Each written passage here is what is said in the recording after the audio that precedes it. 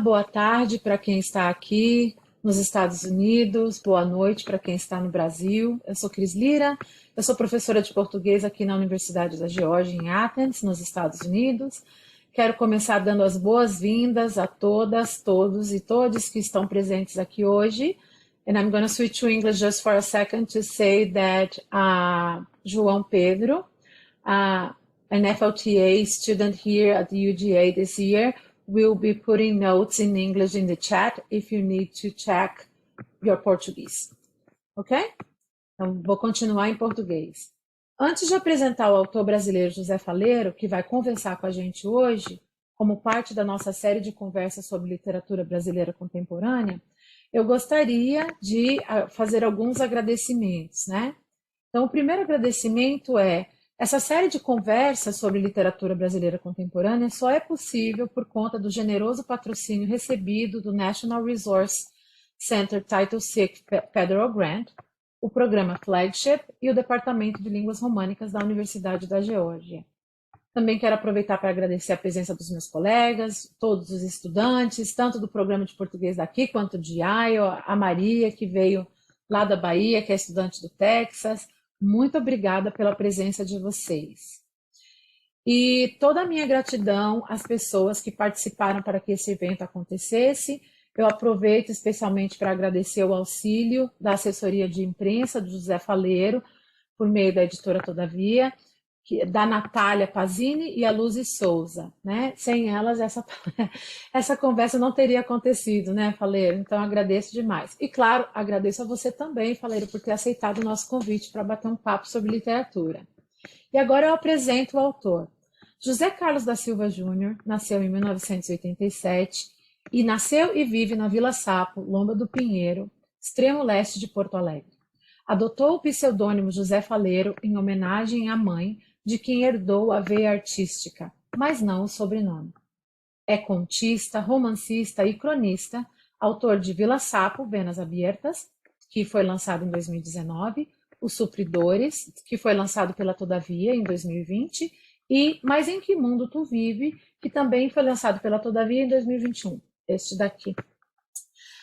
Ele participa das coletâneas Ancestralidades, Escritores Negros, publicada pela editora Venas Abertas de 2019, Ossos do Ofício, Venas Abertas de 2020, que a Vera tem lá uma cópia, né? E O Fim do Presente, publicado pela editora Névoa em 2021. Escreveu semanalmente para a revista digital Parêntese de 2019 a 2021. Há 2 anos, participa de rodas de conversa e atua como palestrante. Em 2020, ganhou o prêmio Jacarandá de Autor Revelação. Também nesse ano, foi mestre na disciplina Encontro de Saberes da Universidade Federal do Rio Grande do Sul. Em 2021, concluiu o ensino médio na modalidade EJA. Para quem não sabe, EJA é o ensino para jovens e adultos. Também nesse ano foi finalista dos prêmios literários Minuano, São Paulo e Jabuti com Os Supridores, e venceu o prêmio Agis com o mesmo livro. E ele acabou de contar para a gente que ele está esse ano, novamente, finalista do prêmio Minuano, com este livro aqui, né, o Mas em Que Mundo Tu Vive, que foi publicado em 2021. Para que vocês saibam, essa conversa hoje é realmente uma conversa. Então, nós vamos fazer perguntas e o Faleiro vai responder essas perguntas para a gente.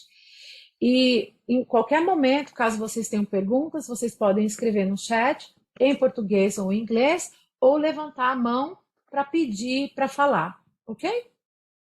Eu vou começar com a primeira pergunta para o Faleiro, para que ele possa contar aí para a gente um pouco, Faleiro, como foi que você se descobriu escritor? Eu gostaria que, ao mesmo tempo em que você falasse sobre essa pergunta da sua descoberta como escritor, falasse também a respeito do papel da escola, porque a gente sabe que nos seus textos, de um modo geral, ela aparece como um lugar muito opressor. E eu queria que você falasse um pouco sobre isso. E, por favor, todos vocês me ajudem a dizer aí as boas-vindas para o Faleiro. Faleiro, muito obrigada. Gente, primeiro, obrigado pelo convite, né? Obrigado pelo carinho e pela acolhida. Olha, sabe que hoje ainda, Cris, eu estava num evento aqui na comunidade, numa biblioteca comunitária, e a gente estava debatendo sobre... Deixa eu só me desculpar que eu vou ficar tossindo bastante, que eu tô meio ruim, tô me recuperando de uma virose ainda. E a gente estava conversando sobre a possibilidade da gente nascer escritor, na real, né? Que é uma coisa que eu acredito muito, assim. Eu acho que a literatura é uma coisa inerentemente humana, um aspecto humano, assim, indissociável. Por isso que eu gosto até de pensar a literatura como um direito humano, assim. Mas no meu caso em particular, eu acho que tem momentos assim específicos, né? Eu acho que não é possível uma pessoa resolver escrever um livro se ela não é leitora antes, né? Então comigo também aconteceu assim. Primeiro eu me tornei leitor para depois decidir escrever livros. E eu me tornei leitor muito tarde, assim. Eu fui ler o meu primeiro livro com 20 anos ou 21 anos por aí. Nunca tinha lido nada, não era um leitor até aquele momento. Só que tem outros momentos que são chaves para mim também, porque veja bem, eu até costumo fazer uma analogia para falar sobre isso, que é uma analogia bem boba, mas ajuda a ilustrar o que eu estou querendo dizer, né? Olha, a gente pode gostar de uma coisa, se tu parar para pensar, por motivos gerais ou específicos, né? Por exemplo, a gente pode gostar de jogar futebol, né? Por causa do drible, chutar a bola no gol, que são coisas específicas do futebol, assim. Mas a gente pode gostar de exercitar o corpo, sabe? E aí a gente vai jogar futebol e vai jogar vôlei, vai fazer uma corrida e tal. E eu tenho a impressão que comigo acontece uma coisa assim, tipo, eu gosto de uma coisa que é mais geral, sabe? Não é específica da literatura, assim. E essa coisa que é mais geral que eu gosto de chamar ela de fabulação, né? Que é criar esse espaço para desenvolver subjetividades, contextos, né? Um arco dramático e tal. E tu vê que é doido porque isso que eu estou querendo dizer, que eu estou querendo chamar de fabulação, é uma coisa que se apresenta não só na literatura, mas também nos quadrinhos, nos jogos de videogame, nos filmes. E eu sou fascinado por isso, assim, por essa coisa de narrativa, assim. E aí, dessa perspectiva, tu vê que eu já flertava com essas coisas muito antes de me tornar leitor e, por consequência, escritor, né? Eu acho que a primeira vez que, aí chegando na tua pergunta, que eu me entendi como escritor, mas não é exatamente escritor, é um fabulador, eu era muito novo, assim. Eu era uma criança e eu estava vendo um anime. Eu não sei se vocês lembram, tem gente aqui que é do Brasil aqui, né? Tem alunos do Brasil aqui. Eu não sei se vocês lembram que quando chegaram os animes no Brasil, todo mundo tem cara muito novinho aqui, talvez não lembre. Eles chegaram na extinta TV Manchete, né? Os Cavaleiros do Zodíaco e tal. E eu devia ter uns 5 ou 6 anos nessa época. E eu tava vendo um desses animes, assim, eu não me lembro o que que aconteceu, mas a história tomou um caminho, não sei se morreu um personagem, alguma coisa assim, que eu me lembro desse sentimento de, porra, velho, não era para ter acontecido isso, sabe? Se fosse eu teria feito diferente, assim. Esse insight, assim, aí eu me dei conta que eu também posso ser uma pessoa que pensa histórias, assim, sabe? E eu comecei muito por aí, assim. Comecei fazendo quadrinhos, né? Tu vê que eu comecei a fazer minhas histórias, comecei a desenhar muito, assim, na infância ainda, e isso atravessou toda a minha adolescência. E durante esse processo, eu já exercitei uma série de coisas que tem relação com o trabalho de escritor, assim. Então, a motivação dos personagens para fazer determinadas coisas, né, tu pensar a subjetividade desses personagens, tudo isso eu fui exercitando ali nas minhas histórias em quadrinho, e são coisas que eu aproveitei depois, quando eu decidi criar minhas histórias nessa plataforma escrita mesmo, né? Depois que eu me tornei leitor e quis escrever minhas histórias, eu aproveitei todos esses exercícios, assim. E eu acho, isso é uma coisa que, inclusive, a minha namorada, a Dalva Maria Soares, que deve estar nos assistindo, um beijo, amor, te amo. Ela me ajudou a entender esse lance que eu acho que foi uma super sacada dela, assim, que as minhas histórias em quadrinhos já tinham muito do que é a minha literatura hoje em dia, porque olha que doido, cara. Muito se fala disso de procurar a voz, né? Do escritor procurar a sua voz e tal. Quando eu comecei a fazer minhas histórias em quadrinho, eu não tinha uma voz. Elas eram basicamente imitação de tudo que eu gostava, assim. Então, nos Cavaleiros do Zodíaco, os personagens vestem armaduras, então meus personagens vestiam armaduras. No Dragon Ball, que eu gosto, os caras soltavam um raio ali com as mãos, poder, então meus personagens faziam isso também. Aí eu gostava muito de Mortal Kombat, os fatality da vida, arrancar as cabeças e tal, então acontecia isso nas minhas histórias. Só que o detalhe é que os personagens das minhas histórias em quadrinho eram meus primos, né? Eram os meus vizinhos. Isso era muito doido, assim, porque era uma coisa que eu já queria fazer desde aquele momento, né? Que era de aproximar, assim, meu povo, né? Meus parceiros, meus familiares, as pessoas do meu convívio, as pessoas do meu afeto, né? Trazer elas para as histórias que eu criava, assim. E era muito doido, porque os loucos vinham aqui em casa, meus parceiros, eles começaram a acompanhar a história, assim. E aí eu levava cerca de um mês para terminar cada número da revistinha, assim. E eles vinham, e aí, tá pronto e tal. Eles tinham interesse, eles gostavam, assim. E aí, ô meu, não tá, só semana que vem vai ficar pronto. Aí eles queriam, não, mostra aí como é que tá ficando. Eu não dava spoiler, né? Não vou, só quando tiver pronto. E aí era muito doido, porque eles ficavam um debochando do outro, assim, sabe? Tipo, eu botava eles a brigar nas minhas histórias e um batia no outro, e depois aqui na vida real eles ficavam, o que tu quer, meu? Na história do cara lá eu te dei uma surra, sabe? E era muito doido, assim, eles ficavam. Então tinha isso, assim. E aí tudo isso eu acho que começou a aparecer na minha literatura depois, sabe? Essa relação de proximidade com as pessoas e também com o próprio ambiente, né? Em que eu tô inserido socialmente e tal.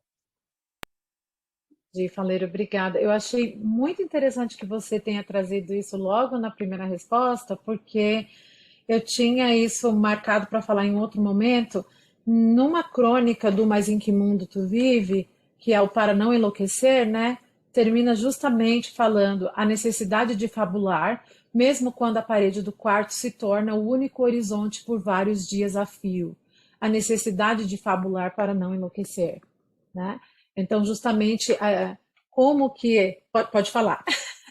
Não, desculpa te interromper, eu só queria fazer duas observações. Primeiro, que na primeira pergunta eu fugi da resposta da escola, me esqueci completamente, eu retomo depois.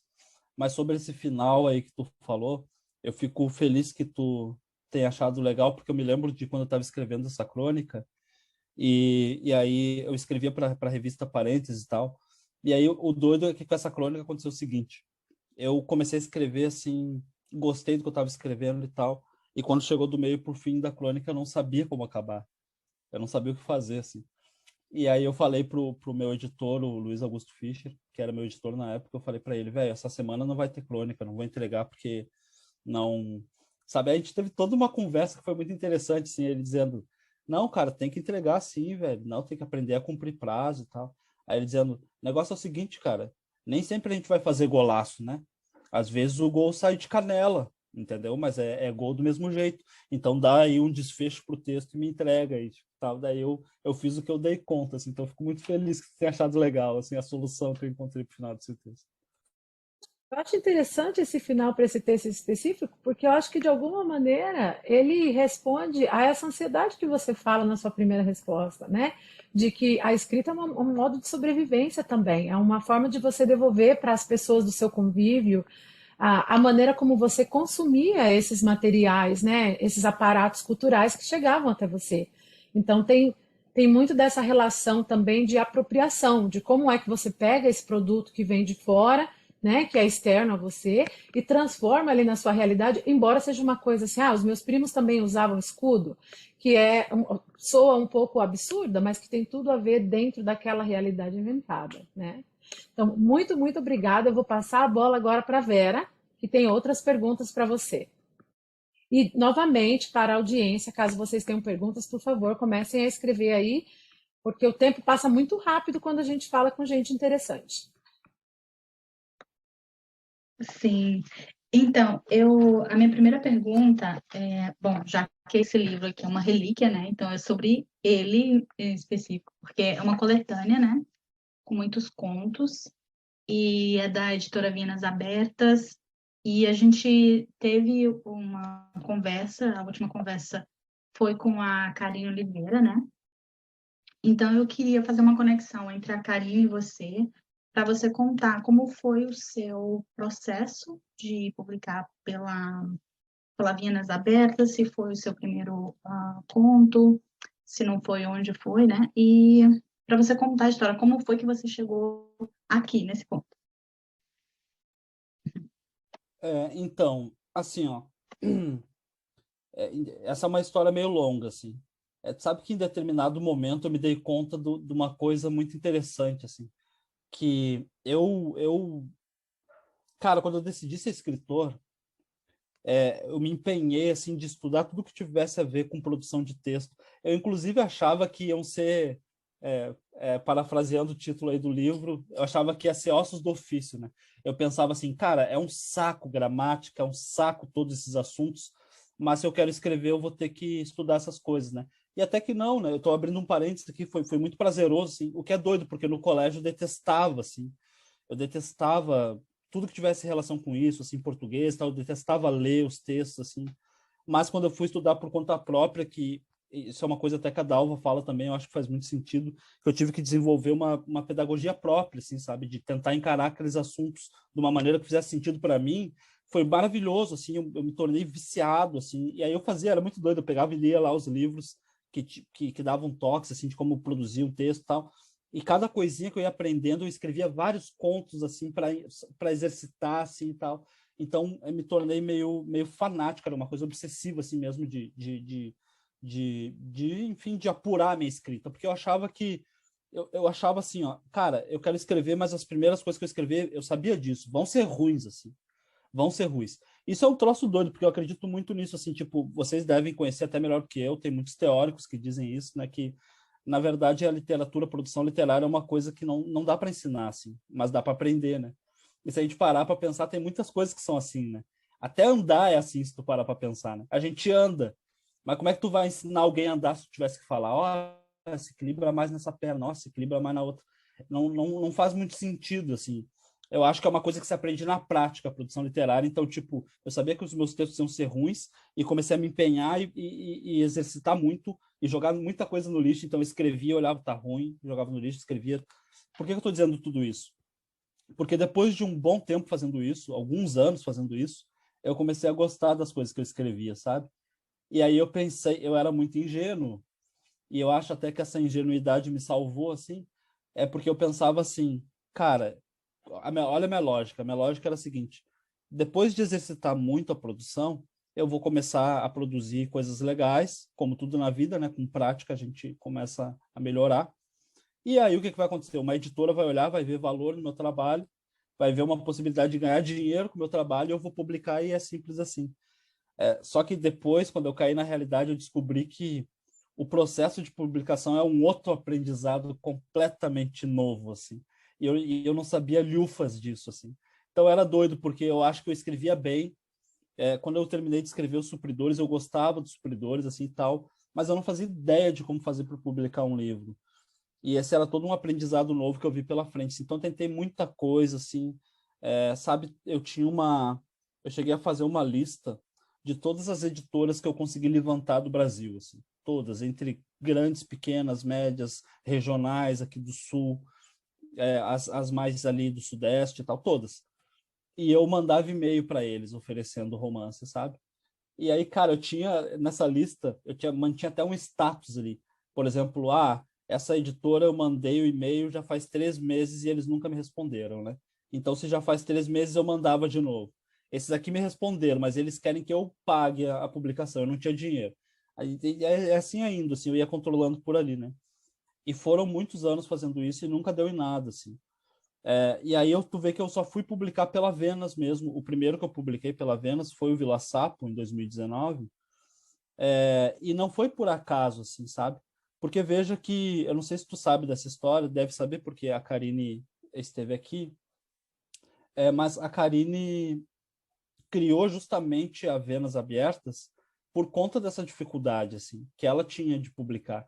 Ela tentava publicar, não era fácil para ela entrar no mercado, tem toda essa questão de gênero, de raça, de classe, que dificulta a publicação das pessoas no Brasil. Eu não sei se esse problema existe nos Estados Unidos também.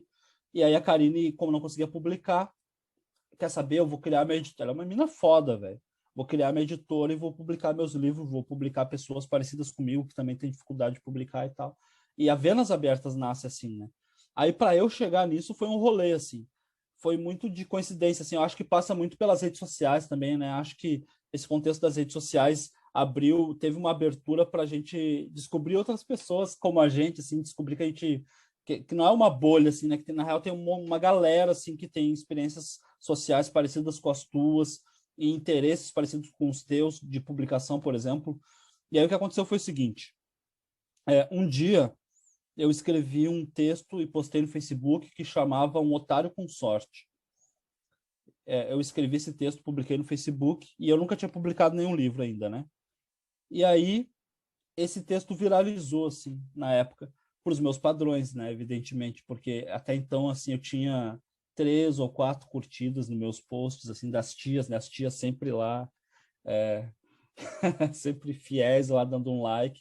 Aí, mas eu postei esse texto e teve umas quantas reações, assim, muitos comentários, e é doido porque, tipo, eu fiz um trabalho linguístico ali, assim, tal, de trazer a oralidade para os meus textos, assim, que era a primeira coisa a primeira vez que eu estava experimentando isso na minha produção.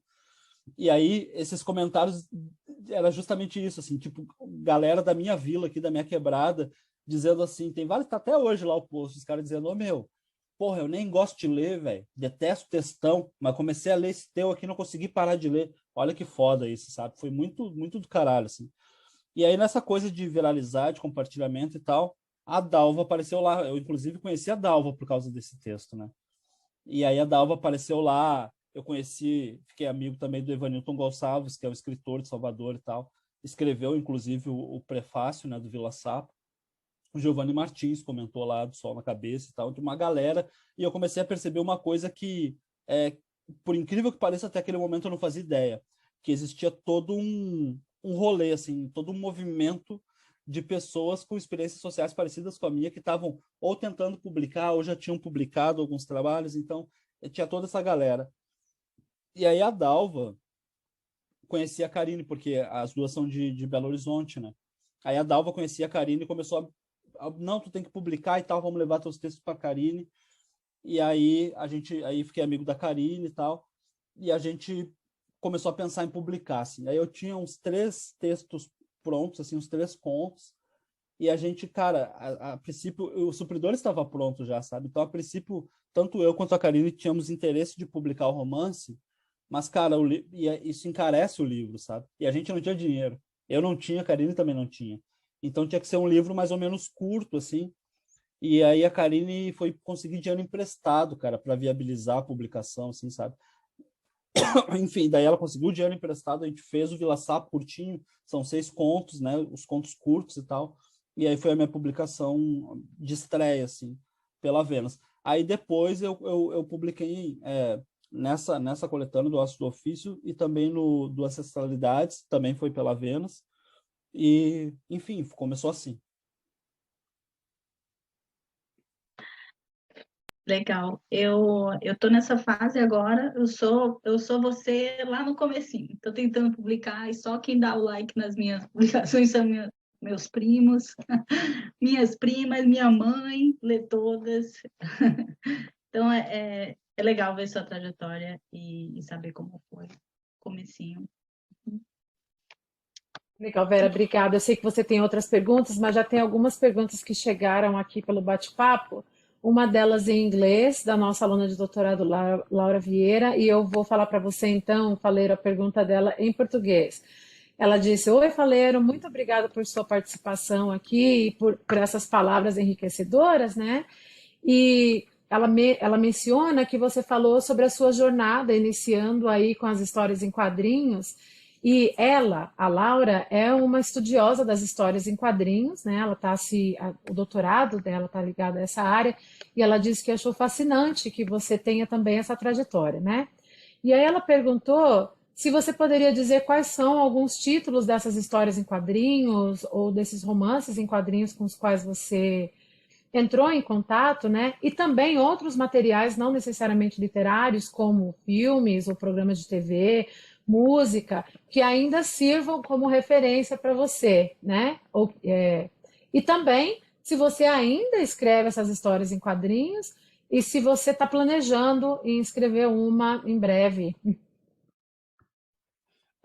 Bom, eu lia muito mangá, assim. Na verdade, a maioria era mangá, porque eu não foi justamente com essa onda, né, da chegada dos... Porque eu não lia as histórias em quadrinhos produzidas aqui, ou as produzidas nos Estados Unidos, traduzidas para o Brasil, né? Eu comecei a consumir justamente com a chegada dos animes e dos mangás, assim. Então era muito Dragon Ball, Yu Yu Hakusho, Evangelion também. Tinha um que eu adorava, que era o Vagabond. O Vagabond é baseado num romance histórico muito... É o meu livro preferido, assim, até hoje, que chama Musashi, sobre um samurai japonês, escrito pelo Eiji Yoshikawa. E aí é doido, porque eu comecei a ler o mangá, o Vagabond, e eu não era leitor ainda. E aí, mas lendo o mangá, eles mencionam ali que é baseado no romance e tal. E aí tá, depois quando eu me tornei leitor, eu me lembrei desse que era baseado no romance e pensei em ler. Só que eu tinha preconceito, assim, pô, literatura japonesa, assim, tipo, eu achava que ia ser difícil, assim, uma leitura mais penosa, assim, eu tinha essa impressão, sem motivo nenhum, eu tinha essa impressão. Aí é doido, porque aí eu tava vendo uma vez o programa do Jô, e ele mencionou que esse era o livro preferido dele, assim. Aí começou a fazer vários elogios, assim, e tal, e eu, olha que doido, né, velho? Aí fui ler. E assim, cara, é muito foda, assim, é um romance muito foda mesmo, assim, dois calhamaços, dois volumes de mais de 1000 páginas, assim, contando toda a vida desse samurai, desde os 17 anos até ele ter 20 e poucos anos, assim. Cara, é muito, muito massa mesmo. Aí, tipo, eu acho assim, ó, eu tenho pra mim, parece até que eu tô querendo fugir da pergunta, mas não, assim. Pelo menos comigo, tudo é referência e influência, assim, tudo me influencia, sabe? A minha relação com a minha mãe me influencia, cara, nas coisas que eu produzo. Como a gente conversa, sabe? O nosso sarcasmo um com o outro. Assim, a gente faz duelo de sarcasmo, eu e minha mãe aqui. É sério, eu levo isso para os meus textos, assim, é sério.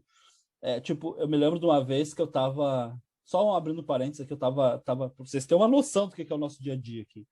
Eu tava no computador, assim, concentrado, assim, passei horas ali, e não falava nada. Aí a minha mãe começou a cantar uma música que não sei se vocês conhecem, que é Fogo de Saudade.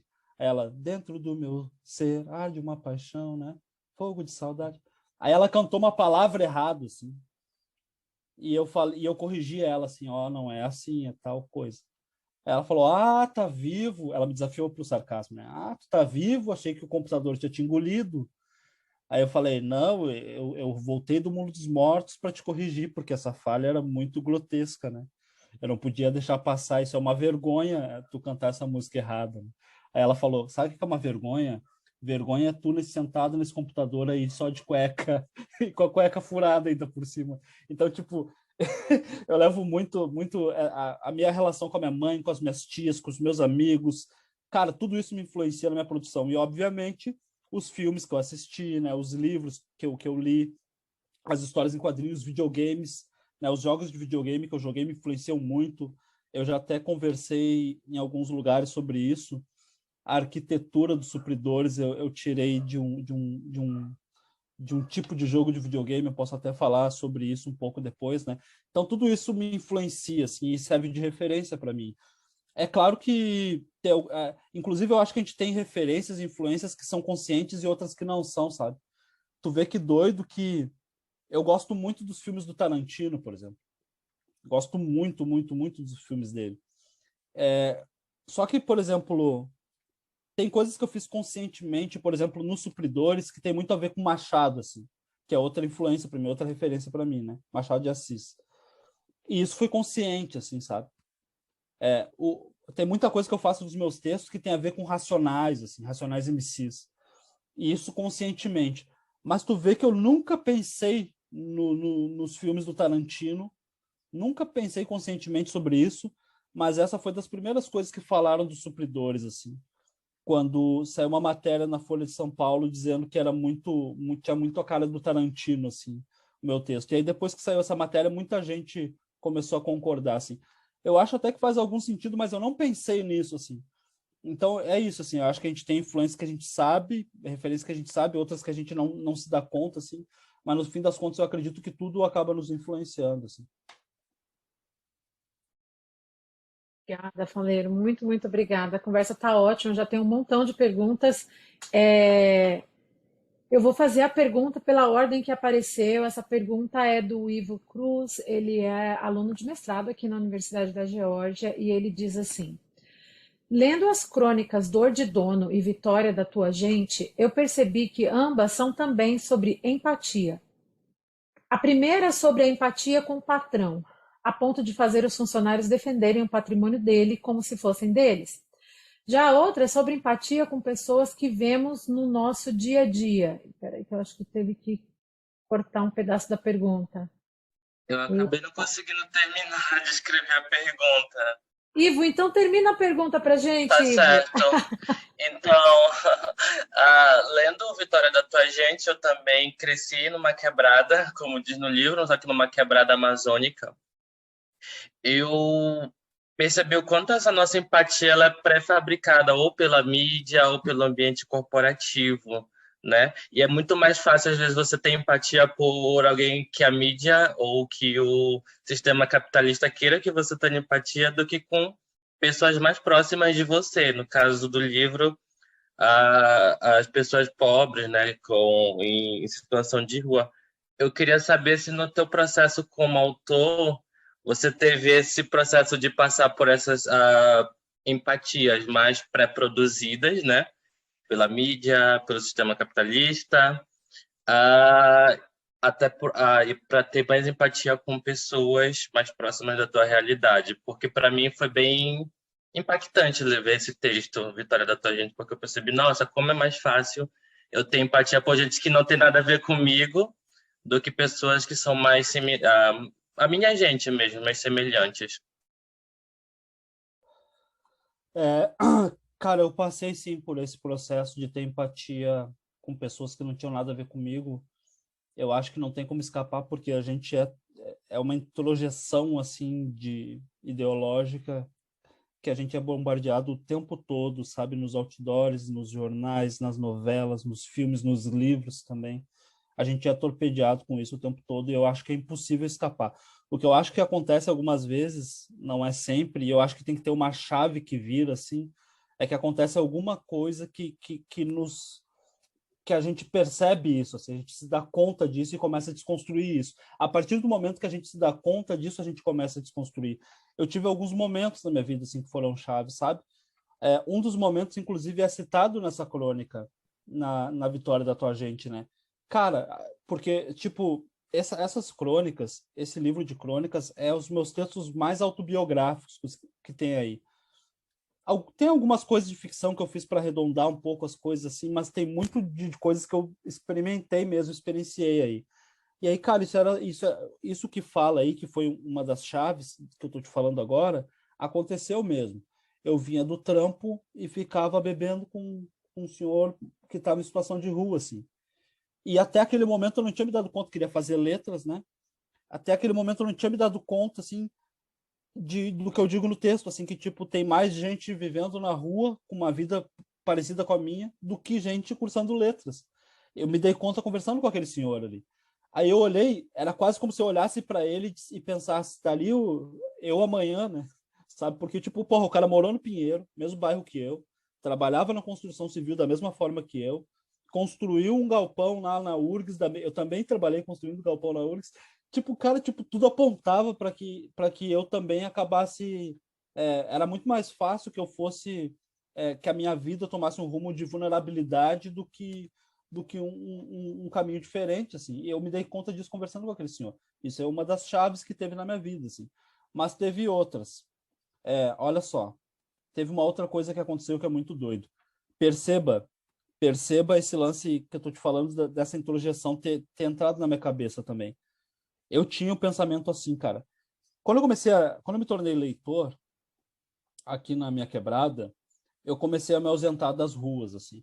Até então eu era um cara muito rueiro e eu fazia minha casa assim de quase como se fosse um hotel, assim. Eu vinha só para comer e dormir e ia para rua e passava o dia na rua, assim. Então eu usava muita droga, assim, bebia muito. E aí quando eu me tornei leitor, eu comecei a gostar mais de ler, tá ligado? Do que ficar na rua, assim. E aí começou a acontecer uma coisa muito curiosa, que é a seguinte, assim, tipo, hoje em dia tem um movimento de as pessoas lerem na Quebrada, que é muito mais intenso do que era na minha época, assim, de mais jovem, né? Então, tipo, naquela época, quando eu me tornei leitor, cara, tipo, eu não conhecia ninguém que lia, que tinha minha idade e lia. Então, os meus assuntos começaram a ficar, começou a ter uma... eu não tinha mais interesse pelos assuntos dos meus parceiros, velho, sabe? E eles também não tinham interesse nas coisas que eu estava interessado agora. Eu queria falar de livro, entendeu? Queria falar de cultura. Comecei a me interessar por essas coisas e eles não queriam saber disso. E os assuntos dele eu também não queria mais saber, então fui me ausentando da rua, assim, fui ficando muito dentro de casa e tal. E aí eu desenvolvi, por conta de tudo isso que tu fala, da mídia e tal, dessa construção ideológica, eu construí, eu aceitei, eu comprei essa ideia de que a elite econômica, as pessoas mais abastadas é que eram cultas, assim. Eu comprei essa ideia. Então eu acreditava, cara, não é aqui que eu vou conversar sobre cultura e sobre literatura com as pessoas. É só com os ricos que eu vou conseguir conversar sobre essas coisas. Eu cheguei a comprar essa ideia. Aí o que que vem? Aí vem um outro momento de chave, igual a esse que eu estava te falando, que é o seguinte, velho, eu fui trabalhar de porteiro num bairro, assim, de gente rica aqui em Porto Alegre. E aí desconstruiu essa ideia, porque eram tudo burro, velho. Eu comecei a ver que essa galera só tinha grana, assim. Eles eram burro, não liam, sabe? Era gente burra, assim. E aí era um troço doido, porque, tipo, até as coisas políticas, assim. Eu me lembro que isso foi bem na época que teve as eleições da Dilma contra o Aécio e tal. E aí os moradores todos querendo me convencer a votar no Aécio, assim, sabe? A gente travava debates, assim, na portaria, debates políticos, assim. Cara, e aí quando eu, conversando com eles, eu argumentava, né? Eu argumentava em favor da Dilma, em favor do PT, em favor de um governo de esquerda. E aí, ouvindo os argumentos deles, eu pensava, velho, que gente burra, que gente, sabe, rasteira, não consegue aprofundar, assim. Então, tipo, eu percebi que não era lá também que eu ia. A gente até, inclusive, me jogou numa crise existencial, assim, de, porra, então onde é que eu vou achar interlocução? Porque interlocução é uma coisa importante, né? Eu queria falar sobre as coisas que eu estava produzindo, eu queria falar sobre as coisas que eu gostava de literatura e não achava com quem conversar, assim, sabe? E aí a primeira pessoa, inclusive, que eu fui conseguir isso foi com a Dalva, né? A minha namorada. E hoje em dia, a maior parte da minha interlocução é com pessoas que têm uma experiência social parecida com a minha, né? Então, tudo isso para dizer que sim, eu já tive a minha mentalidade capturada por essas narrativas distorcidas, né? Essa empatia artificial, né? Com pessoas que a priori a gente não devia ter. Mas eu tive alguns momentos de virada, assim, que me ajudaram a desconstruir um pouco isso, assim. Obrigada, Faleiro. A gente tem outras perguntas aqui e eu não cheguei a fazer essa pergunta em off. Lívia, você tem uma pergunta, você quer fazer sua pergunta? A Lívia também é uma estudante de mestrado aqui do nosso programa. Não sei se você quer, Lívia, se eu faço sua pergunta. Pode ser. Boa tarde, gente. Boa tarde, Faleiro. Bom, a minha pergunta, na verdade, é muito pequena, mas acho que pode dar muita conversa. De que forma você acha que a literatura pode ser um instrumento de transformação social? Uma das suas crônicas, uma das temáticas dela falava sobre a questão da invisibilidade social, né? Tinha isso como temática. Então, de que forma que a gente pode utilizar da literatura para uma transformação social? Bom, isso é bem complexo mesmo, a gente podia ficar horas aqui falando sobre isso, né? Sabe que também hoje, no evento mais cedo, a gente estava conversando sobre isso, né? Sobre pensar a literatura enquanto direito humano, assim, eu até comentei com o pessoal lá, tinha outros escritores presentes, e eu conversei com eles sobre isso, sobre a literatura salvar, porque tem dois aspectos, assim, tem dois ângulos possíveis para isso, né? Que é o individual e o coletivo, assim. Pensando da perspectiva individual, assim, individualmente, a literatura me salvou, velho. Salvou muita gente, assim. E aí, tipo, e isso eu até acho interessante fazer esse comentário entre parênteses aqui, que nem é um salvar, esse salvar a contragosto, sabe? Esse salvar meio clínica, assim. Não, é prazeroso, assim, a gente descobre que é um troço prazeroso, assim, que é possível ter muito tesão naquilo, assim. Cara, tipo, eu sou um cara, por exemplo, que eu gosto muito de jogar bola, assim, jogar futebol, né? mas assim, nos auges dos momentos que eu tô produzindo, eu gosto mais de escrever do que jogar bola. É muito doido, assim, porque, tipo, tem acontecido uma série de coisas legais, assim, com o meu trampo, assim, com o meu trabalho, mas isso é uma coisa que eu sempre falo também, que eu me realizo não é nessas coisas legais que acontecem depois, sabe? A minha relação, e isso não é da boca para fora, eu juro isso mesmo, assim. A minha realização é eu e o papel ali, cara. É aquele momento que ninguém tá olhando, assim, sabe? É eu tentar achar a melhor formulação para o que eu tô querendo expressar ali e conseguir achar essa formulação. Se tu visse o que eu sinto quando isso acontece, tu ia dizer que eu sou doido, porque eu comemoro. É um gol no Maracanã, assim, lotado, sabe? Eu levanto, pô, olha aqui o que eu fiz, velho, caralho. Aí eu fico tão cheio de energia que eu fico caminhando pela casa, aí eu volto, leio de novo e eu, putz, meu, olha só que doido que eu fiz, consegui, sabe? Consegui expressar o que eu queria, assim. Então, tipo, eu acho que salva, né, dessa perspectiva, assim, mas tem uma série de perspectivas que eu acho que ajuda, assim, sabe? Tu vê, mas aí já indo para essa perspectiva mais coletiva, cara, eu acho que no fundo a gente está falando de construção de subjetividade, sabe? De reforçar a autoestima das pessoas, porque olha que doido. Por causa dos livros, eu tenho ido muito a escolas, assim, sabe? Aqui no Brasil. E eu vou em escolas, assim, públicas, assim, de gente muito humilde, assim, nas periferias e tal. E também vou em muita escola de rico, assim. E aí, cara, olha só que doido. Esses ricos, essa rapaziada riquinha, assim, tal, quando eu vou nesses colégios, eu consigo perceber uma coisa que é muito triste, assim, comparando os dois ambientes, assim, sabe? Que é o seguinte, esses riquinhos, eles são ensinados já desde criança que eles vão ser donos do mundo, velho. Entendeu? Eles têm uma autoestima, assim, impressionante, assim, invejável, assim. Então, eles vão sair dali, vão ser professores universitários, vão ser engenheiros, e nós vamos ser os empregados deles, é assim que as coisas estão postas, sabe? E é muito doido de perceber isso, porque eu vou daí nesses colégios e eles me olham nos olhos, assim. E aí quando alguém tem alguma pergunta, os mediadores falam, né? Aí eles têm sempre muitas perguntas e eles falam para mim, eu acho que tu devia ter feito diferente aquela passagem do livro, eu acho que ia ficar melhor desse jeito, eu acho que ia ficar, sabe? É muito doido. E aí quando eu vou nas escolas públicas tem uma coisa assim de, sabe, alguém quer fazer alguma pergunta e os alunos encolhidos, assim, eles não se sentem capazes, assim. Eles não se sentem, é como se não fosse um lugar para eles, cara, de tu falar, de tu se expressar. E isso passa pelo fato de essa galera, historicamente, se tu pensar a literatura brasileira de uma perspectiva histórica, isso passa pela histórias como as deles não estarem presentes na literatura brasileira de uma perspectiva histórica, entendeu? Então, tipo, isso inclusive é uma diferenciação que eu faço, assim. Tu pode pensar a literatura como ferramenta de transformação social, e isso é uma coisa, mas a gente tem que entender também que, historicamente, a literatura do Brasil ela é muito pouco representativa. Assim. Então, acho que a primeira coisa é salvar a literatura e não usar a literatura para salvar outra coisa. Sabe? É a gente ter uma literatura que tenha mais a ver com a subjetividade das pessoas. Assim. Mas também tem outra coisa que eu acho importante falar sobre isso, que é o seguinte. Eu acho que dessa perspectiva assim um pouco mais individual, é trabalho de formiguinha, sabe? Tipo, cada um fazer a sua parte, sabe? De formação de leitores e tudo mais, isso é importante. Mas no fim das contas, se tu parar para pensar, os problemas sociais, eles são complexos assim. E eles são de ordem coletiva. No fim das contas é isso assim, sabe? Tipo, tu pode fazer muito pouco individualmente, essa que é a verdade, assim. Sabe? Tu como escritor pode fazer muito pouco, tu como mediador de leitura pode fazer muito pouco. As grandes transformações sociais eu acredito que passa por política pública, assim, porque é um problema coletivo, sabe?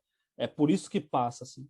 Porque quando eu fico pensando da perspectiva, isso é até uma coisa que a Cida Bento, se não me engano, comentou numa matéria dela na Folha, se eu não me engano foi. Não tem saída individual, na real, para quando tu pensa essas mazelas, essas problemáticas sociais, né? É muito doido, porque dessa perspectiva individual eu sempre tive muita clareza disso, que para mim qualquer conquista minha, assim, sempre vai ter um sabor, assim, de prêmio de consolação, sabe? Porque, para pensar nisso, assim, eu não quero eu ser bem-sucedido nas minhas coisas, eu quero que o meu povo seja bem-sucedido nas coisas. né? Então, a minha família. Cara, eu tava conversando isso hoje com um poeta aqui, o Duan Sonde, né? Do Pinheiro aqui também. E a gente falava sobre isso, né? Ele dizia, ô Zé, ó que doido, Zé.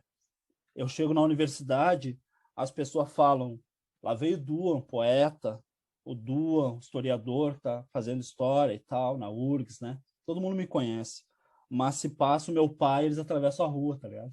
Se passa um igual a mim, eles... É só porque eu sou... E isso não me basta, entendeu? Isso não me basta. Tipo, mas só que daí, quando tu começa a pensar essa transformação que não é só para ti, que não é individual, mas é coletiva, para todas as pessoas, isso forçosamente passa por política pública, eu acho. Então, e eu acho que a literatura tem uma ferramenta importante para isso, mas dessa perspectiva de política pública, assim. Muito obrigada, Faleiro. Tem muita gente comentando no chat sobre isso, essa fala sobre nós temos, né, que salvar a literatura é fundamental. Eu já tinha lido outras entrevistas suas e a gente sabe que a gente tem que realmente tomar de volta esse lugar também, que foi tomado da gente, né? Obrigada. Bom, gente, eu queria dizer o seguinte, nós temos 12 minutos e a gente tem um montão de perguntas para serem feitas. Então, eu vou parar de pegar perguntas, de coletar perguntas nesse momento, para que dê tempo de todas as perguntas que já foram feitas e que já estão ali possam ser respondidas. Então, eu vou chamar a Maria. Maria é uma estudante da Universidade do Texas. Maria disse que pode fazer as próprias perguntas. Maria acabou de ler Os Supridores. Você está aí, Maria? Estou aqui, sim, terminei ontem Os Supridores, em 2 dias, amei. Uma coisa que eu gostei muito do livro foi o contraste entre a linguagem assim mais literária para descrever algumas coisas e a fala dos personagens, do Pedro e do Marx. Então, para você, qual é essa linha entre a realidade tua vivida e a ficção? Que é a coisa que transforma uma lembrança, uma memória, a uma coisa que é uma narrativa ficcional?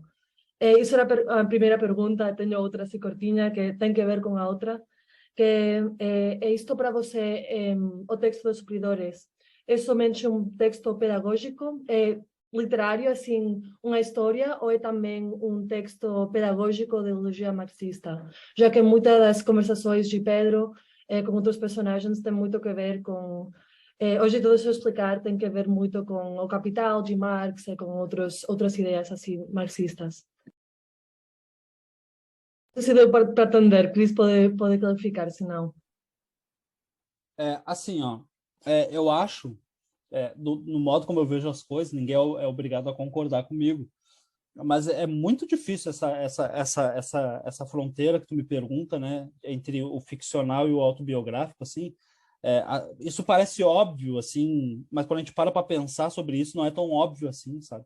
E aí eu tenho para mim que toda ficção tem um pouco de autobiográfico e uma coisa autobiográfica tem um pouco de ficção também, porque quando a gente mesmo, cara, tipo, até quando tu vai contar uma história para alguém tua, tu não quer contar tudo, né? Tem coisas que tu não conta, assim, tem coisas que tu abafa, tem coisas que tu diminui, tem coisas assim que tem um tamanho, mas tu dá uma valorizada, assim, sabe? Então não é exatamente, tem coisas que a gente nem lembra, assim, e a gente preenche aquilo que a gente não recorda muito bem com como a gente imaginou que foi, então acaba sendo uma ficção, né?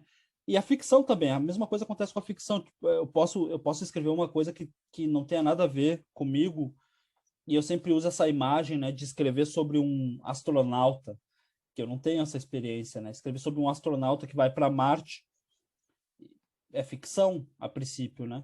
Mas acontece que esse astronauta pode falar como meu tio, entendeu?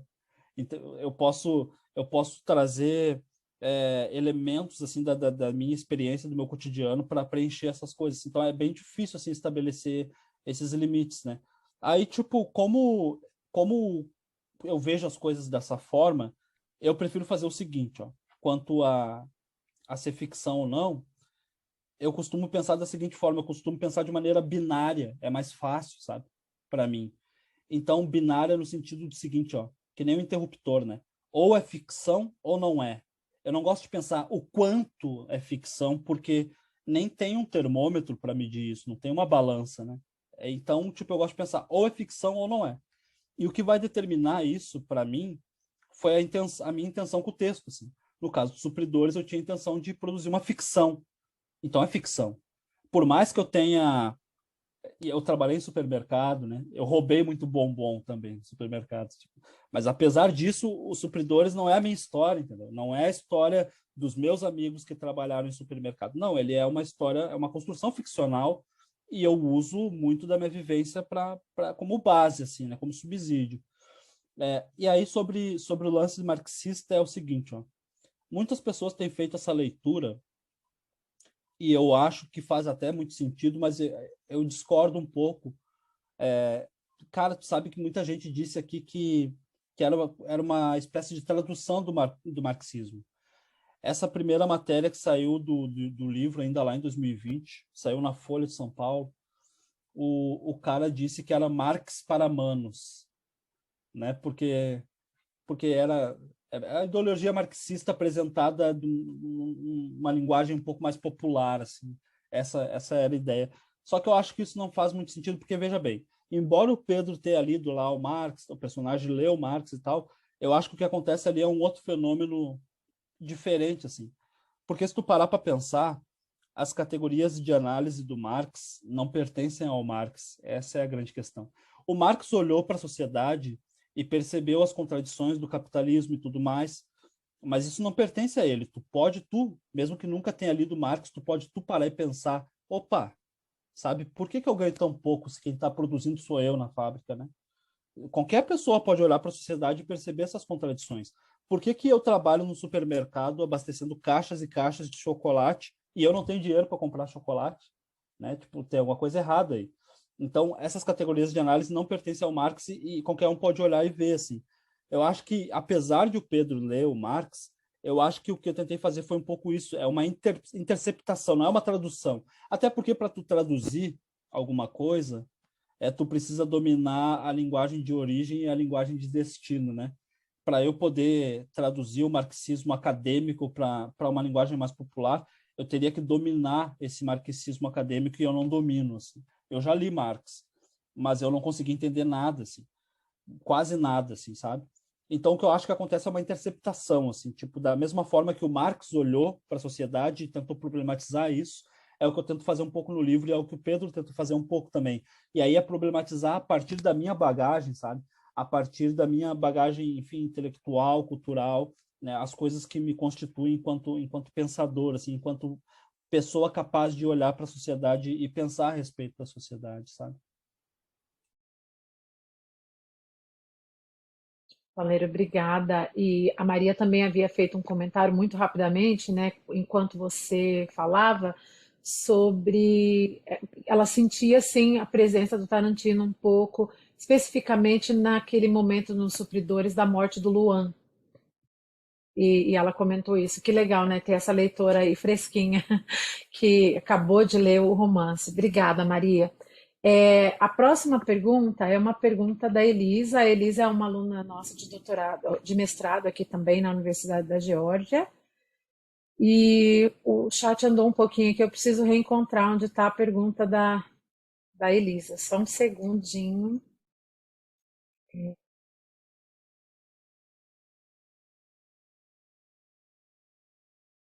Nossa, Elisa, agora eu não consigo achar. Você não quer me ajudar? Eu posso perguntar, tudo Vai bem. lá, Elisa, faz a pergunta pra gente, então.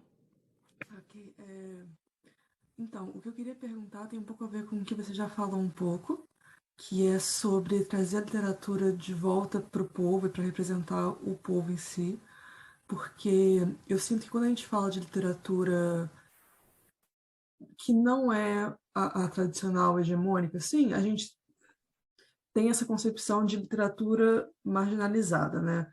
Literatura que fica na margem, mas que essa literatura ela tem toda uma pluralidade dentro dela.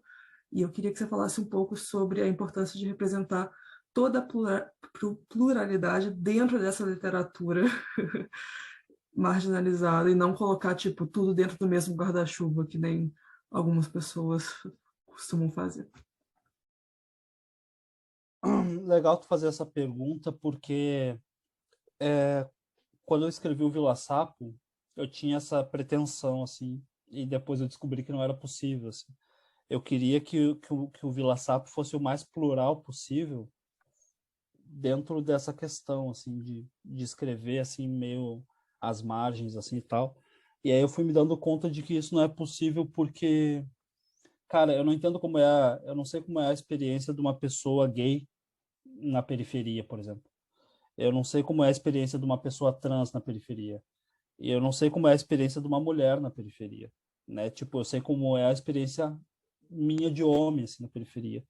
E aí eu acho que isso... É claro que, tipo, tem todo o esforço de ser o mais plural possível de cada escritor em particular, mas eu acho que isso passa muito mais por tu ter uma diversidade nas pessoas que publicam, assim.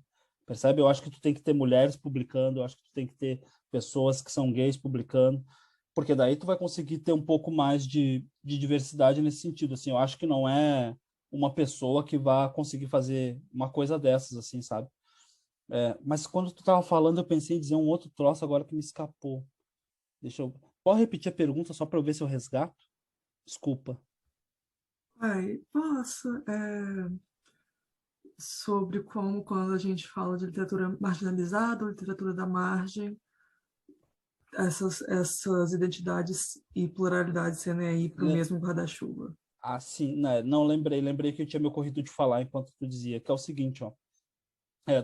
Porque tu tinha falado de devolver a literatura para o povo, na verdade eu não sei se já foi, né?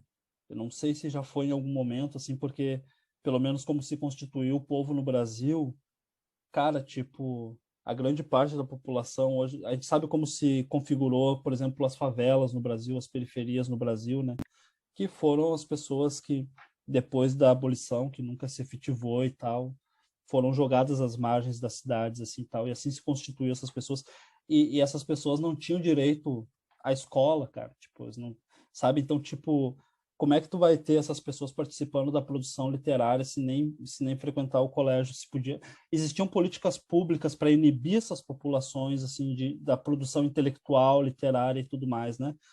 E aí é muito doido porque, tipo, às vezes eu fico pensando nisso. Eu gostaria um dia de investigar por que acontecem certas coisas, assim. Tipo, eu percebo que na música, por exemplo, essa proximidade com o povo existe, assim, no Brasil. Sabe, no rap, no samba, já faz isso há muito tempo, assim. Dialoga com a existência, com a forma de experimentar a sociedade que as pessoas têm, né, as pessoas populares têm. Há muito tempo, assim. E a literatura está engatinhando nisso ainda. Ainda está engatinhando nesse processo. Isso é muito doido, né? Enfim, é um pouco isso, assim, eu acho. Não sei se eu te respondi a tua pergunta. Oi, Faleiro. Nós temos mais duas perguntas. Eu vou chamar a Antonielle primeiro para que ela faça a pergunta dela. Antonielle, por favor. Oi, Faleiro, tudo bem? Boa tarde. Eu sou aluna da Universidade Federal do Paraná, estou fazendo um período de sanduíche aqui na Universidade da Geórgia, né? E a minha questão é a seguinte: em uma entrevista para a revista Trip, você comentou que escrever é algo que qualquer pessoa pode fazer e que a literatura ela precisa ser arrancada do altar burguês onde ela foi posta. Então, na sua opinião, qual que é o caminho que a gente pode trilhar para tentar fazer essa democratização e o que nós, enquanto professores e também pesquisadores, nós podemos fazer em relação a isso? Obrigada. Não, essa é difícil, hein? Porque, tipo, tá, eu tenho uma resposta curta para isso. Eu acho que passa por políticas públicas, como eu tinha dito. Mas também isso não responde nada, assim, né? Ao mesmo tempo. Mas, cara, tu sabe que já me fizeram essa pergunta e naquele contexto que me fizeram essa pergunta eu achei até meio covarde, assim, não é o teu caso. Eu vou dizer por quê. Eu estava tendo aula com uma professora no EJA e ela propôs um trabalho lá, tinha que escrever um texto, e eu escrevi assim, o texto totalmente cheio de gíria, assim, sabe? E ela não achou legal, assim, ela não gostou. Só que daí a gente começou um debate em cima disso, assim, sabe? E eu argumentando, assim, não, eu acho que é importante, assim, tal, não sei o que, eu argumentando. Lá pelas tantas, ela olhou para mim e disse assim, ó, tá, mas então o que que a gente faz? Né? Como é que a gente faz?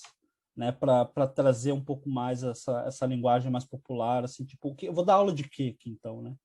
E eu achei isso de uma covardia, porque, tipo, como é que eu vou saber, né? Tipo, a professora é ela, né? Eu não sei como fazer. Inclusive, eu tenho vontade de ser professor, e eu sei que eu vou ter, se eu conseguir um dia ser professor, eu vou ter que pensar essas questões, né, de como fazer. Mas, cara, às vezes eu tenho a impressão, até por conviver com muitos professores, assim, a minha namorada foi professora a vida inteira, às vezes eu tenho a impressão, inclusive, de que por isso que é difícil de pensar ações individuais, percebe? Porque como a estrutura está toda ali, a estrutura que está ali, ela não foi feita para ser inclusiva, cara, percebe? Então, tipo, às vezes tu consegue ter a impressão, não sei se tu experimenta isso, mas às vezes parece que até os professores que começam a tomar atitudes para ser mais inclusivo, para ter mais diversidade, para se aproximar das pessoas, são sabotadas por essa estrutura. E aí, como se faz isso, né? Eu não sei até que ponto isso está no individual, no que um professor pode fazer, e até que ponto está numa reforma completa, assim, sabe, do sistema educacional. Porque, tipo, e isso é um troço doido de pensar, porque no Brasil, as pessoas têm, as pessoas até citam muito aquela frase famosa do Darcy Ribeiro, de que a crise da educação no Brasil não é uma crise, é um projeto, né? É de propósito. E é muito doido, porque as pessoas citam isso como se elas estivessem isentas, né? Elas acham que o Darcy estava falando da educação básica. Elas acham que não tem a ver com os doutorados que as pessoas fizeram, mas tem a ver. Tem problemas na graduação, no ensino superior no Brasil. É generalizado isso. E é um problemão, tipo, eu não pensar uma ação prática é muito difícil assim para resolver. É um problema de séculos, cara. Sabe? Essa estrutura toda não foi feita para ser inclusiva, não foi feita para ser diversa, e resolver isso é uma das coisas mais complicadas que a gente tem. Quanto a democratizar a literatura, assim, eu acho que a gente tem feito progressos, se tu parar para pensar nisso. Porque, cara, no meu tempo de mais jovem, quando eu estava no colégio, e que eu não tinha, não lia, não era leitor, tampouco os professores tinham um trabalho assim de aproximação da literatura, de fomento, de formação de leitores assim comigo. Eu nunca vi nada disso assim nos colégios por onde eu passei, por onde eu estudei, né? E aí hoje em dia, quando eu vou nas escolas, mesmo públicas, sabe, nas periferias por aí afora, cara, eu fico espantado com o trabalho que tem, inclusive na escola que eu estudei, assim, eu fui ali, cara, que doido. Daí hoje em dia eu vou nas escolas, as crianças com 12 anos, assim, às vezes perguntam: o senhor já leu Chimamanda? O que o senhor achou? Eu acho isso muito foda, velho. Cara, com 12 anos, velho, as crianças já têm referência. Na minha época não tinha nada disso, velho. Não tinha nada disso. E isso é um progresso, assim, sabe? E aí, se tu parar pra pensar, eu não sei se tu vai achar que eu tô muito doido, como é que a gente conseguiu esses avanços? Se tu parar pra pensar. São políticas públicas. São quando a gente teve as cotas, enfim, toda a inclusão das pessoas na universidade, perfil de pessoas que não conseguiam ingressar na universidade de jeito nenhum. Cara, essas pessoas estão se formando hoje em dia, tá ligado? E essas pessoas são professores, são jornalistas, e essas pessoas, nos últimos anos do Brasil, viraram de ponta cabeça o debate público. Então, hoje em dia, se sabe que é importante olhar para a periferia, não só como lugar de violência, mas como lugar de potência, de produção artística. Existe essa preocupação no debate público. Todo mundo hoje em dia debate sobre machismo, sobre racismo, sobre homofobia, e eu acho que tudo isso aconteceu, e inclusive, porque se tu parar para pensar, por que eu fiquei 10 anos tentando publicar Os Supridores e não conseguia, sabe?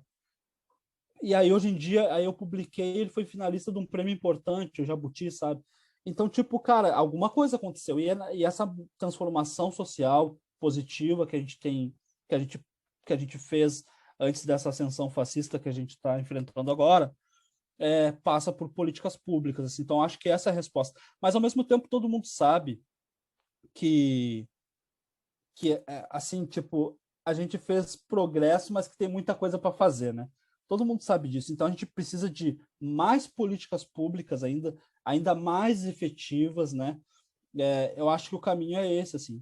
Só que é isso, tipo, a gente entrou nos últimos anos num contexto horrível no Brasil, assim, e aí falar de política pública virou quase uma piada de mau gosto, porque a gente tem sido forçado a enfrentar problemas mais rasteiros, assim. A gente tem, a gente tem sido forçado a lutar pela democracia, velho. Então, tipo, né, é foda. Leiro, muito obrigada. Nós já passamos do horário, tudo bem se a gente terminar aquelas perguntas?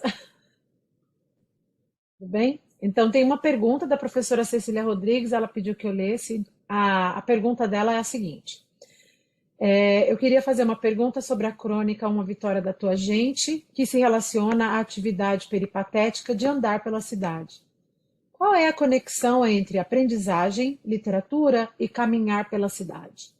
Essa crônica me fez pensar em Passageiros do Fim do Dia, do Rubens Figueiredo, 40 Dias, de Maria Valéria Rezende, que também são textos peripatéticos.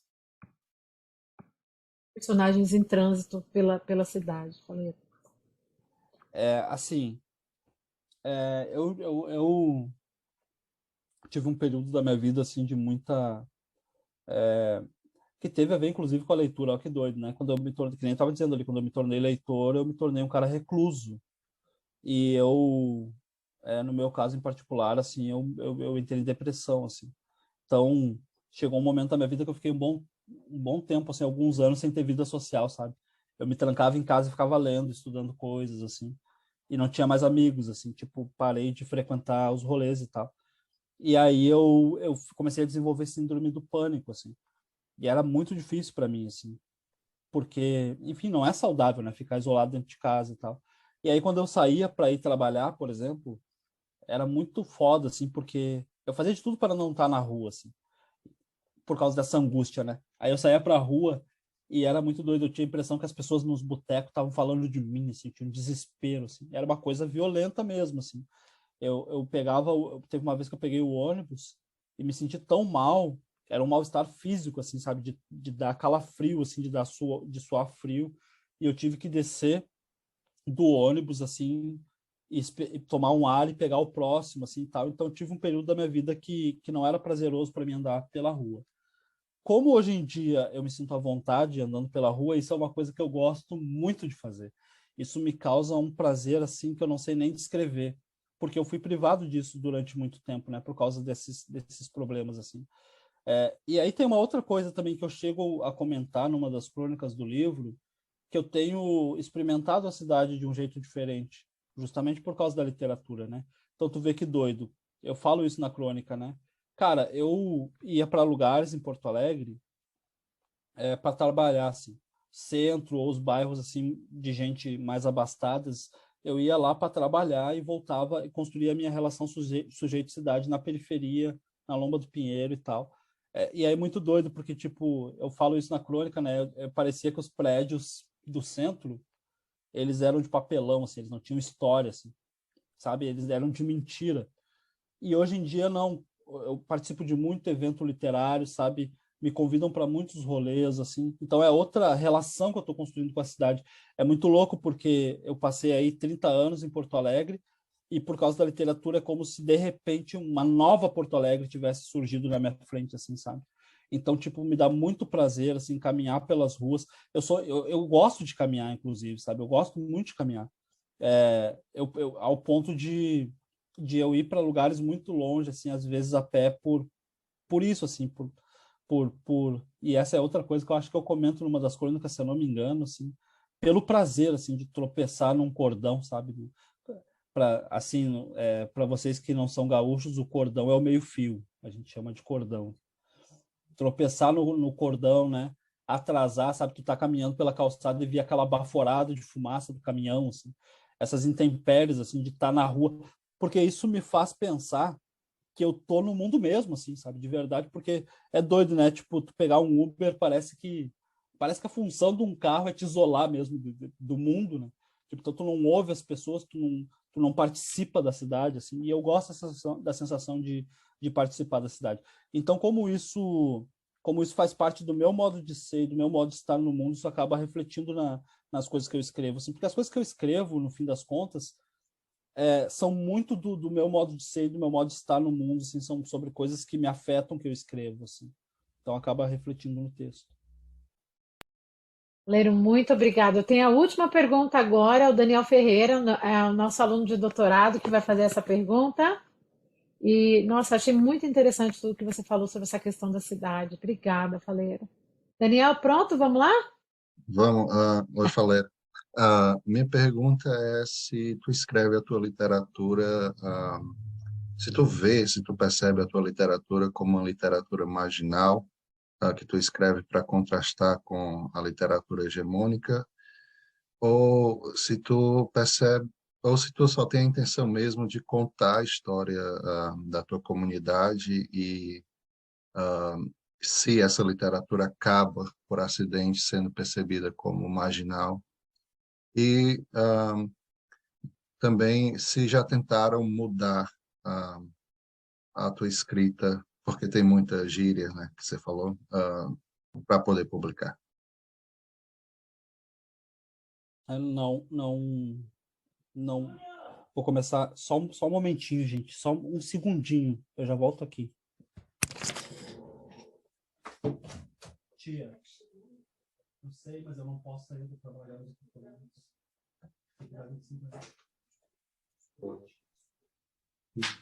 Michel, eu fiquei pensando, você quer fazer aquele comentário que você... Então, eu deixei as pessoas falarem, né? Nesse momento eu queria muito mais ouvir do que qualquer outra coisa. Mas eu achei que é importante a gente lembrar disso, né? Que tem essas pessoas que estão aqui, que também que entraram na universidade por conta próprias. Exatamente. Desculpa, gente. Chegaram as roupas de cama que eu tinha comprado ali. Eu sabia que ia chegar na hora da live. Eu sabia que isso ia acontecer. Probabilidade. Olha, não tentaram mudar nada. Eu vou responder a pergunta de trás para frente, né? Não tentaram mudar nada. Inclusive, eu acho que tem muito a ver com o contexto que se tem hoje em dia. Talvez 20 anos atrás fosse menos aceito, assim, né? A linguagem que eu tenho trabalhado nos meus textos. Mas hoje em dia não. E aí, sobre esse lance da literatura marginal, o modo como eu vejo essas coisas é assim, ó. Eu acho que tem duas formas de olhar para esse rótulo, assim, e uma forma de olhar é mais positiva do que a outra, né? Olha, tem uma das formas de encarar é a seguinte. Como eu estava falando, na tradição da literatura brasileira, a gente não tem uma literatura lá muito representativa, tanto do ponto de vista estético, linguístico, enfim, da temática. E aí o que acontece? Existe uma demanda reprimida para essa literatura mais a ver com as vivências das pessoas, assim, né? Ou seja, inclusive essa demanda reprimida, ela é composta, se a gente parar para pensar, de dois grupos de pessoas. Tem as pessoas que já são leitores, que sabe que existe esse tipo de literatura e que anseia por consumir mais livros assim, e tem também as pessoas que nem sequer são leitoras, acham que a literatura é uma coisa chata e tal, mas que possivelmente se tornassem leitoras ao experimentar livros assim, né? Então toda essa galera é uma demanda reprimida por... E aí uma forma de tu, digamos, avisar essas pessoas que existe essa produção é esse rótulo. Desse ponto de vista eu acho até positivo, assim. Literatura marginal no sentido de que as vivências que vão ser apresentadas ali, a linguagem que vai ser apresentada ali tem mais a ver com as pessoas, assim. Um aviso. Dessa perspectiva eu acho legal. Mas o que eu não acho legal é quando isso é usado para fazer parecer uma coisa menor, assim. Ou seja, não é exatamente literatura, é literatura marginal, é uma coisa com um pouco menos de valor. Aí é claro que não é legal, assim. Aí dessa perspectiva, como não é tão legal, eu preferia dizer que meu livro é só literatura, né? É literatura. Porque se a gente fosse classificar tudo, por exemplo, dá para dizer sim que o meu livro é literatura marginal, ok, mas a gente teria que também criar outros termos como a literatura de apartamento, né? A literatura de branco, classe média. Por que quando eles fazem é só literatura, né? E quando a gente faz tem sempre esse rótulo, então dá para problematizar por aí, assim. E aí tu sabe o que me parece, cara? O que me parece, sabe aqueles termos que só entre os iguais que fica legal usar? Tipo assim, nos Estados Unidos aí tem o my niggas, né? Que se uma pessoa preta fala para outra pessoa preta, ok, mas se um branco fala já fica estranho, assim, né? Tipo, no Brasil tem muito isso. Tu vê que doido que, olha só fazendo um parênteses aqui, um dia eu tava numa live e eu falei sobre um desses termos, né? Eu falei, cara, tu vê que aqui na quebrada, na real, nas periferias do Brasil afora, os caras se chamam de vagabundo, tá ligado? E de ladrão. Mas o cara não é ladrão. O cara trabalha no McDonald's, sabe? Mas ele disse, pô, e aí, ladrão, como é que tá? E aí, vagabundo? Tipo, eu tava conversando sobre isso, e aí eu tava, nessa live em particular, eu tava conversando com uma moça que era uma moça de classe média, assim, e tal. E aí eu tava comentando sobre isso, que isso reflete uma certa consciência social, assim, que é saber como a gente é visto pelos outros, né, de fora. Ou seja, quando eu falo pro cara, e aí, vagabundo, e aí, ladrão, é porque a gente sabe que a gente é visto assim por quem é de fora, né? E aí eu comentei isso na live, e a moça começou a me chamar de ladrão, velho. E aí não pega bem, velho, porque ela era rica, cara, ela não fica legal, entendeu? E aí, tipo, esse lance da literatura marginal é parecido, assim. Quando vem um cara, tipo Wesley Barbosa, né, de São Paulo ali, a própria Karine Bastos, né, de Minas, assim, vem um cara da periferia e fala, e aí, autor marginal, vamos lá, literatura marginal, eu acho maravilhoso, é isso aí, literatura marginal. Agora, quando vem o branco lá, classe média, o jornalista dizendo literatura marginal, não, aí eu não gosto, sabe? Tipo, não, literatura marginal não, é só literatura, sabe? Tipo, tem um pouco essa pegada, assim, para mim. Muito obrigado. Valerio, muito obrigada por encontrar com a gente. Eu gostaria de agradecer a audiência também pelas perguntas. Acho que foi muito interessante a conversa. Queria dizer aqui, só para terminar, um comentário final da professora Cecília Rodrigues, ainda a respeito daquela pergunta da cidade. Ela disse assim: que lindo isso, a literatura humanizou o espaço da cidade para você, Faleiro. Existem muitas cidades de fato. E acho que é isso. Gostaria de deixar aí a abertura para você, Faleiro, com as últimas palavras, para a gente poder dar tchau para todo mundo.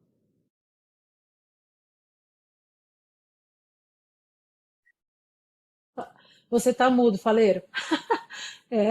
Não, eu queria só agradecer, né, o convite. É sempre muito legal se reunir, né, para falar de literatura. Eu acho, porque não é da boca para fora que eu digo, eu acho mesmo que a literatura é um aspecto humano mesmo. Enfim, cara, tipo, sabe que eu converso com as pessoas sobre literatura, as pessoas mais próximas dos meus círculos de afeto, né, minha namorada, enfim. E quem me conhece sabe, assim, que, tipo, eu seria capaz de ficar aqui até amanhã de manhã, assim, conversando, porque para mim é um enorme prazer, assim, conversar sobre isso. Então, tenho só a agradecer o convite e a presença de todos. Obrigado. Muito obrigada, Faleiro. Também queria agradecer a presença da Dalva. Acho que ela esteve aqui, se ela não está aqui agora. E muito, muito obrigada pela sua escrita e esperamos novos livros. Gente, muito obrigada a vocês também pela presença e a gente se vê no próximo evento. Tchau, tchau.